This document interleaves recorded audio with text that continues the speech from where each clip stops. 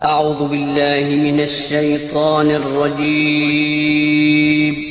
پناہ مانگتا ہوں میں اللہ کی شیطان مردود سے۔ بسم اللہ الرحمن الرحیم شروع اللہ کا نام لے کر جو بڑا مہربان نہایت رحم والا ہے۔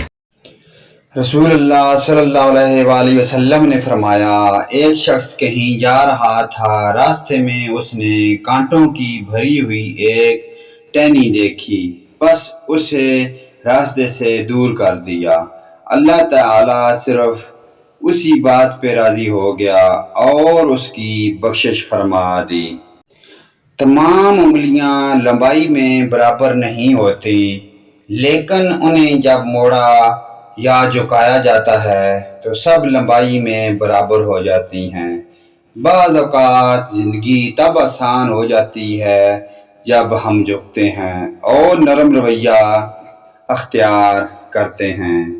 رسول اللہ صلی اللہ علیہ وآلہ وسلم نے ارشاد فرمایا، جو کسی تنگ دست کو میعاد گزر جانے کے بعد مہلت دے گا تو اس کو ہر دن کے حساب سے اس کے قرض کے برابر صدقے کا ثواب ملے گا۔